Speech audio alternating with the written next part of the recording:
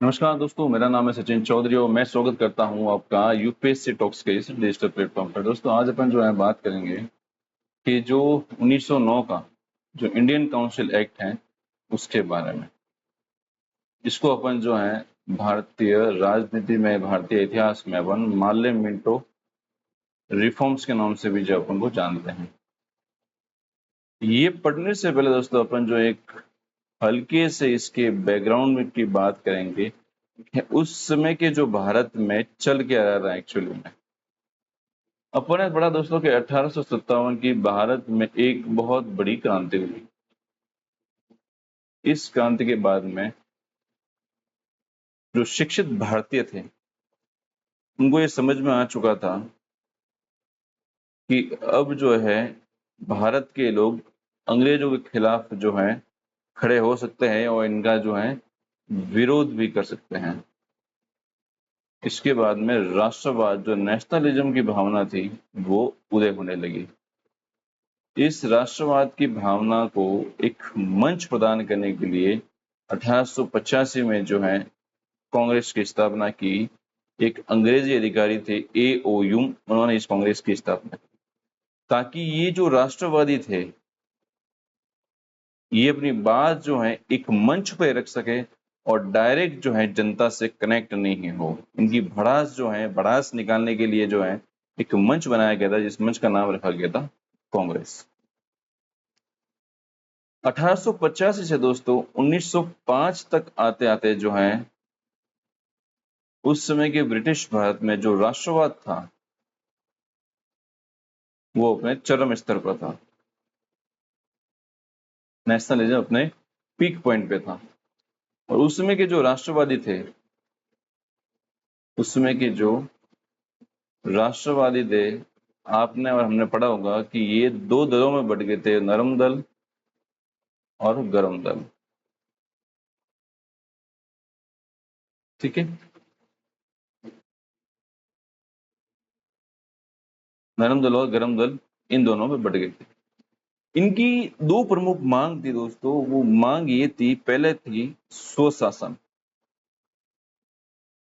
और सेकंड थी कि भारत में एक जो है उत्तरदायी सरकार की स्थापना। ये इस समय ये दो जो मांग थी ये प्रमुख मांग थी, प्रमुख मांगे थी ये। अब समझते हैं कि दोस्तों ये स्वशासन और जो उत्तरदायी सरकार ये वास्तव में होती क्या चीज है। सबसे पहले अपन बात करेंगे कि ये जो स्वशासन है जिसकी अपन बात कर रहे हैं, ये स्वशासन होता क्या है। आपको और हमको पता है कि ये जैसे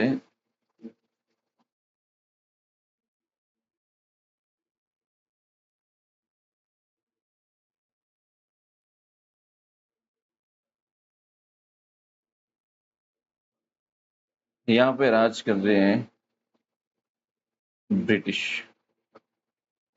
ये है यूके। ठीक है, यूके से एक एक्ट पास होके आता है भारत के लिए और भारत में इनका आदमी बैठा है जिनका नाम है वायसराय। वायसराय और इसकी जो गवर्नर जनरल की जो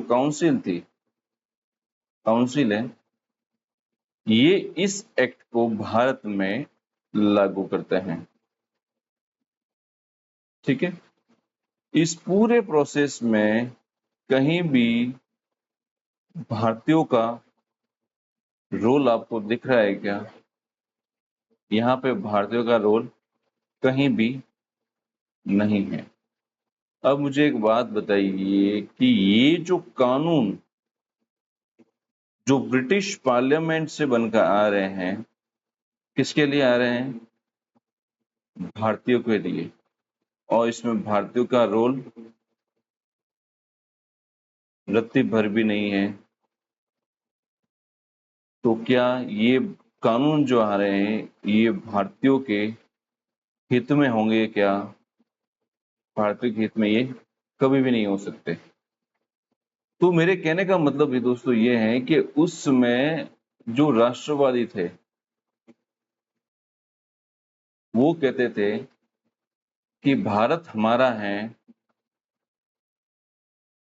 तो भारत के लिए कानून, लॉ बनाने की जो पावर्स हैं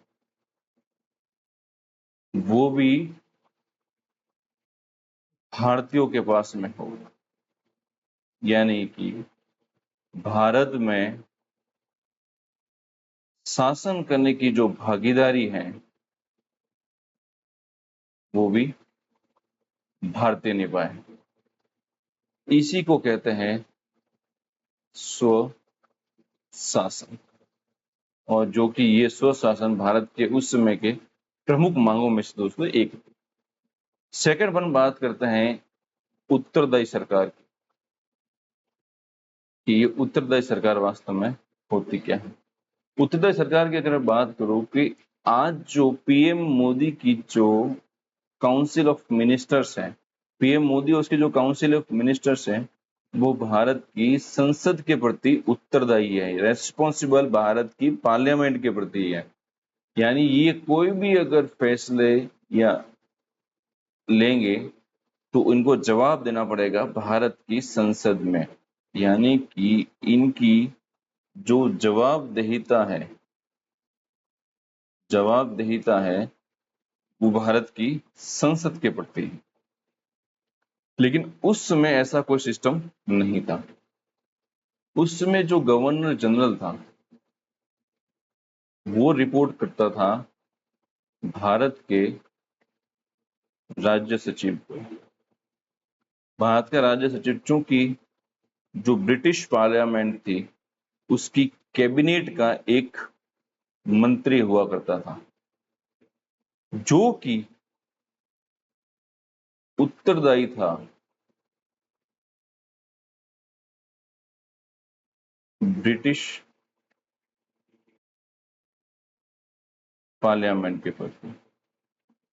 तो भारत में उस समय जो केंद्रीय विधान परिषद बनाई थी, जो केंद्रीय विधान परिषद थी, इस पूरे प्रोसेस में उसका रोल कहीं आ रहा है क्या? नहीं आ रहा है। यानी ये गवर्नर जनरल और उसकी जो काउंसिल थी वो इसके प्रति उत्तरदायी नहीं होकर ब्रिटिश पार्लियामेंट के प्रति उत्तरदायी थी, रेस्पॉन्सिबल ब्रिटिश पार्लियामेंट के प्रति थी। तो उनकी ये मांग थी कि भारत में एक ऐसी सरकार की स्थापना हो जो यहाँ की विधान परिषद के प्रति उत्तरदायी हो, ना कि ब्रिटिश पार्लियामेंट के प्रति रेस्पॉन्सिबल हो। यानी जवाबदेहिता भारत की विधान परिषद के प्रति हो, ना कि ब्रिटिश पार्लियामेंट के प्रति। तो उस समय की दोस्तों ये प्रमुख दो मांग थी जिसके बारे में अपन ने पढ़ा। पहली थी स्वशासन,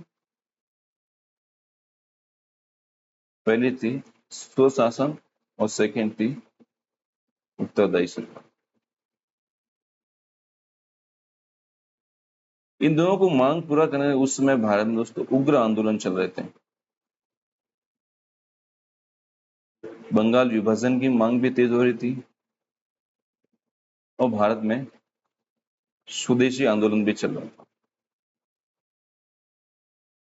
इन सब चीजों को, ये जो भारत में चीजें हो रही थी, इनको ठंडा करने के लिए जो है लाया गया मार्ले मिंटो रिफॉर्म्स, ताकि जो राष्ट्रवाद की भावना उबाल ले रही है उसको ठंडा किया जा सके। अब बात करते हैं कि ये जो मार्ले मिंटो एक्ट, इसका नाम क्यों पड़ा। उस समय दोस्तों भारत के वायसराय थे लॉर्ड मिंटो, और उसमें भारत के राज्य सचिव थे जॉन मार्ले। जॉन मार्ले जो थे वो भारत में सुधारों के समर्थक थे,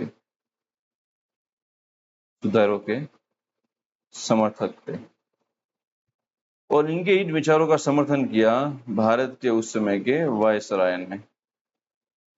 इन दोनों ने मिलकर कुछ भारत में नाम मात्र के रिफॉर्म्स लाने की कोशिश की गई, जिनको नाम दिया गया मॉर्ले मिंटो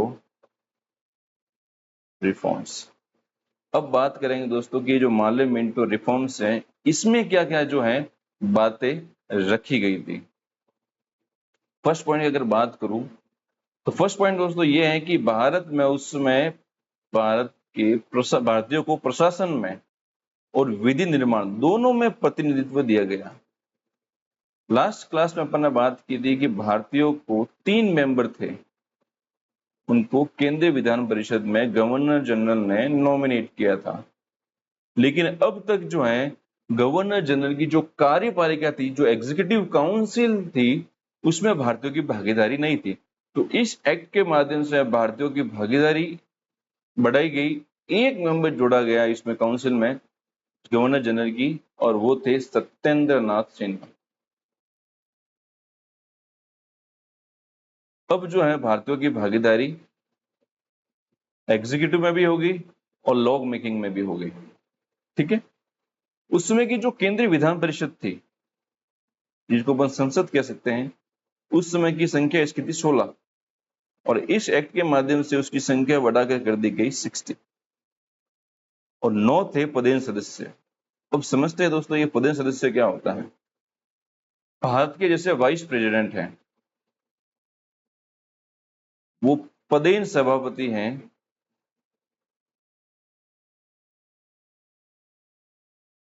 राज्यसभा के। यानी कि उपराष्ट्रपति बनते ही उनको ये पोस्ट मिल जाएगी सभापति की राज्यसभा की। ठीक है। यानी एक पोस्ट को मिलते ही अगर दूसरी पोस्ट साथ में गिफ्ट के रूप में मिल जाती है तो उसको अपन बात करेंगे कि वो है पदेन मेंबर। ठीक है। तो टोटल 69 मेंबर्स थे, जिसमें से 37 गवर्नमेंट थे और 32 जो थे वो नॉन गवर्नमेंट थे। उसमें से भी 5 जो है वो नॉमिनेट किए जाते थे और 27 जो थे वो इलेक्टेड थे। 27 में से भी 8 जो है दोस्तों वो मुस्लिमों के लिए रिजर्व थे, 4 जो थे ब्रिटिश बिलियनियर्स के लिए थे, 2 जमींदार के लिए सीट थी, और जो केवल 13 सीट जो है वो जनरल सीट थी। तो ये उस समय की जो संसद थी उसका ये पूरा सिनेरियो है। अब जो अपन जैसे यहाँ पे दोस्तों अपन ने बात की थी कि जो ये इलेक्टेड मेंबर थे ये चुन के कैसे आते थे, तो उनकी जो चुनाव प्रणाली कुछ इस तरीके की हुआ करती थी। कुछ लोग अंग्रेजों के कुछ लोग जो है मिलकर जो लोकल बॉडी थी, लोकल बॉडी को चुनते थे। ये लोकल बॉडी एक इलेक्टोरल काउंसिल को चुनती थी। ये इलेक्टोरल काउंसिल जो स्टेट काउंसिल थी उनके मेंबर को चुनते थे। यानी जो प्रांतीय परिषद थी, प्रांतीय विधान परिषद जिसको कह सकते हैं, विधान परिषद थी, उनके सदस्यों का चुनाव करते थे। तो ये जो प्रांतीय विधान परिषद के जो मेंबर्स थे वो केंद्रीय विधान परिषद के चुनाव करते थे। अब इस पूरे दोस्तों प्रोसेस में कहीं भी जनता का डायरेक्ट रोल नजर आ रहा है क्या? कहीं नहीं आ रहा है। तो ये जो निर्वाचन की जो पद्धति थी ये उस समय की अस्पष्ट पद्धति थी। ये एक इसका बहुत बड़ा दोष था। ठीक है। नेक्स्ट पॉइंट की अपन बात करते हैं, बहुत ही इंपॉर्टेंट पॉइंट, कि उस समय दोस्तों मुस्लिमों के लिए जो है पृथक सामुदायिक प्रतिनिधित्व जो है वो दे दिया गया। अब ये दोस्तों क्या होता है उसकी अपन जो है डिटेल में बात करते हैं। पृथक सामुदायिक प्रतिनिधित्व, इसकी अपन बात करें तो जैसे ये एक निर्वाचन क्षेत्र है, यहाँ पे रह रहे हैं हिंदू, यहाँ पे रह रहे हैं मुस्लिम। ठीक है। लेकिन इनमें से जो लीडर आएगा वो मुस्लिम कैंडिडेट होगा, और इसके जो वोटर्स हो गए वो हिंदू नहीं होंगे, उनके वोटर भी सिर्फ मुस्लिम होंगे, यानी कि जातीय आधार पर निर्वाचन पद्धति की जो शुरुआत है वो यहाँ पे हुई, और यहाँ पे जो है हिंदू और जो मुस्लिम थे उन दोनों में यहाँ पे फूट डालने की कोशिश की, और इन दोनों के बीच में दोस्तों तो एक खाई पैदा कर दी, और इस खाई का नतीजा ये रहा कि बाद में पाकिस्तान और इंडिया दोनों अलग अलग देश क्यों बने। अंग्रेजों को ये समझ में आ चुका था कि भारत में दो ही कम्युनिटी हैं, एक है हिंदू मैक्सिमम और एक है मुस्लिम। अगर हमको भारत में राज करना है तो यहाँ की जो माइनॉरिटीज हैं उनको अपने पक्ष में करना होगा।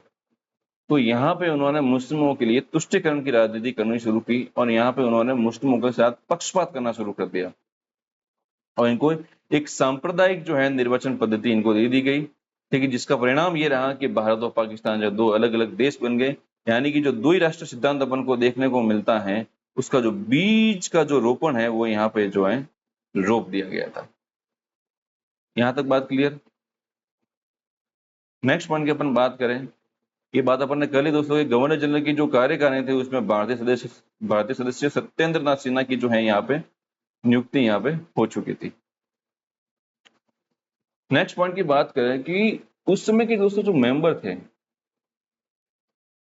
उन मेंबर को अब जो है इस एक्ट के बाद में आर्थिक बेस के जो है यहाँ पे अधिकार देने उनको शुरू कर दिए थे।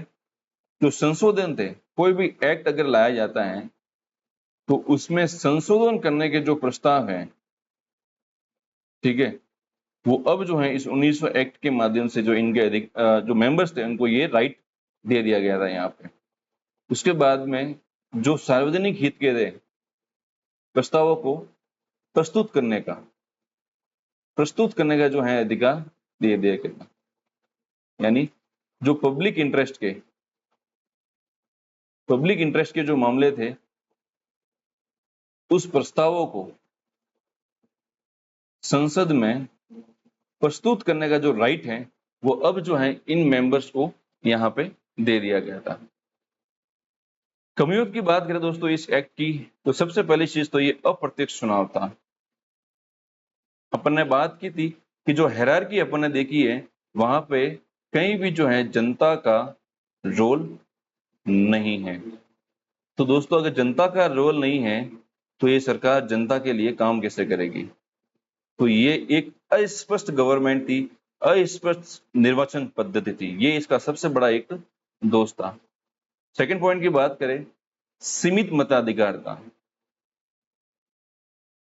सबको यहाँ पे राइट नहीं था वोटिंग करने का, क्योंकि यहाँ पे जो फीमेल से जो स्त्रियां थी इनको राइट भी नहीं था कि वो जाके जो है वोट कर सके, और ना ही इनको राइट था कि जो काउंसिल थी उसके ये मेंबर बन सके।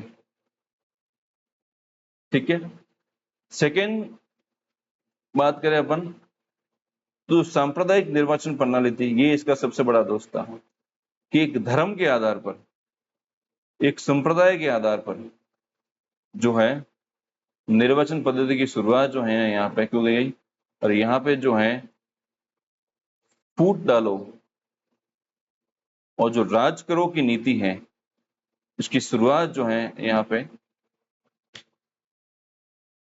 इसकी शुरुआत जो है यहाँ से हो चुकी थी। यहां तक बात क्लियर होगी।